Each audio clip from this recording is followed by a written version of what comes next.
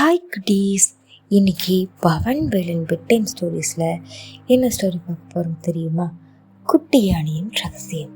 அது என்ன இந்த குட்டி யானையோட ரகசியம் அப்படிங்கிறத இந்த ஸ்டோரியில் பார்க்கலாமா குட்டீஸ்? வாங்க ஸ்டோரிக்குள்ளே போகலாம். ஒரு காலத்தில் பச்சை பசேல்னு அடர்ந்த மரங்களும் தெளிவான ஆறுகளும் நிறைந்த ஒரு அழகான காடு இருந்துச்சான். அந்த காட்டில் அமைதி அப்படின்னு ஒரு குட்டி யானை அதோட அம்மாவோட வாழ்ந்து வந்துச்சு. அந்த சின்ன யானைக்கு விளையாடுறதுனா ரொம்ப பிடிக்கும். ஆனால் அதுக்கு மனசுக்குள்ள ஒரு சின்ன கவலை இருந்துச்சு. காட்டில் இருக்கிற மற்ற குட்டி விலங்குகளை பார்க்கும்போது மான்குட்டி ரொம்ப வேகமாக ஓடும், அணில் மரத்துக்கு மரம் அழகாக தாவும், கிளி வானத்தில் நல்லா உயரமாக பறக்கும். ஆனால் நம்ம குட்டியான அமைதியால் அப்படி வேகமாக ஓடவோ மரத்தில் ஏறவோ முடியாது. அது மட்டும் இல்லாமல் அதோட உடம்பு ரொம்ப பெருசாகவும் காதுகள் ரொம்ப முறம் போல அகலமாகவும் இருந்துச்சு.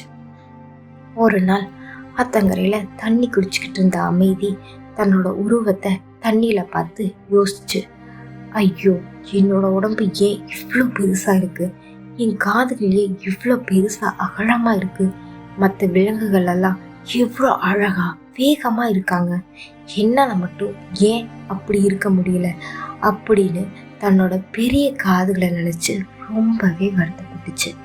அப்போது அங்கே வந்த அதோட அம்மா யானை அமைதியோட கவலையை புரிஞ்சுக்கிட்டு அன்பா தலையை வருடி கொடுத்துச்சு. செல்லக்குட்டி, இயற்கையில் படைக்கப்பட்ட ஒவ்வொரு உயிருக்கும் ஒவ்வொரு தனித்துவம் இருக்குது. உன்னோட பெரிய உடம்பும் இந்த அழகான காதும் வீண் கிடையாது. அதுக்குள்ள ஒரு பெரிய சக்தி இருக்குது. காலம் வரும்போது அது உனக்கே புரியும் அப்படின்னு ஆறுதல் சொல்லிச்சு. நாட்களும் அப்படியே கடந்து போச்சு. ஒரு நாள் மதியம் காட்டில் ரொம்ப கடுமையாக வெயில் அடிச்சுக்கிட்டு இருந்துச்சு.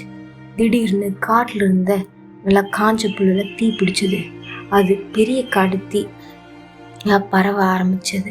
புகை காடு முழுக்கவும் சூழ்ந்த தொடங்குச்சு.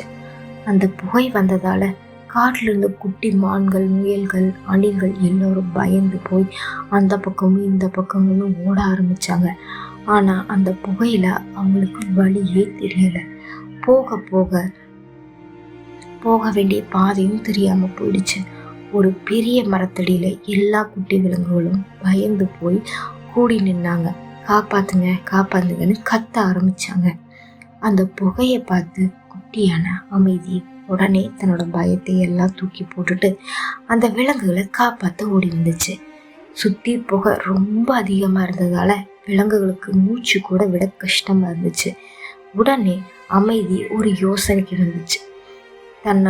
தான் எதை நினைச்சு கவலைப்பட்டுச்சோ அந்த பெரிய அகலமான காதுகளை ரெண்டு பக்கமும் ரெக்க மாதிரி வேகமாக விசிற ஆரம்பிச்சிச்சு.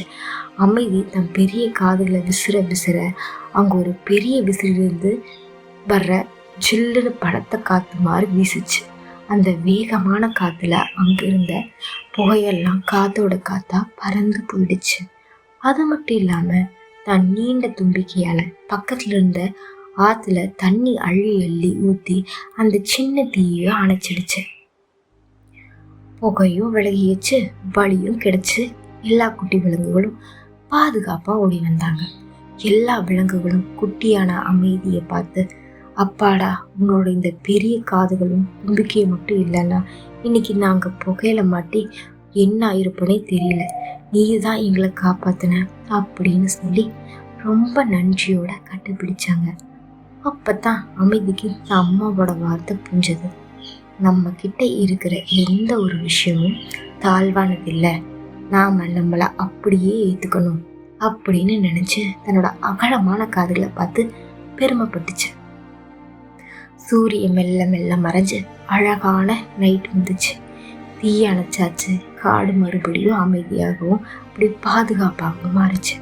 அமைதியா தன் தாயோட பக்கத்துல போய் மனநிறைவோட ஆகாயத்தில் இருக்கிற நிலவை பார்த்து அமைதி நிம்மதியாக படுத்துச்சு. மற்ற விலங்குகளும் நிம்மதியாக தூங்க போனாங்க. அமைதி தன்னோட பெரிய காதுகளை மெல்ல அசைச்சு இதமான காத்துல அப்படியே கண்களை மூடி தூக்கத்துக்குள்ள போச்சு. அவ்வளோதான் குட்டீஸ், ஸ்டோரி முடிச்சிச்சு. இந்த ஸ்டோரியிலேருந்து நம்ம என்ன தெரிஞ்சுக்கணும் தெரியுமா? நம்ம ஒவ்வொருக்கிட்டையும் ஏதோ ஒரு தனித்திறமை ஒளிஞ்சிக்கிட்டு இருக்கு செல்லக்குட்டிகளா.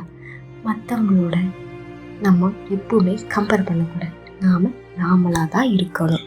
இந்த கதையை கேட்டு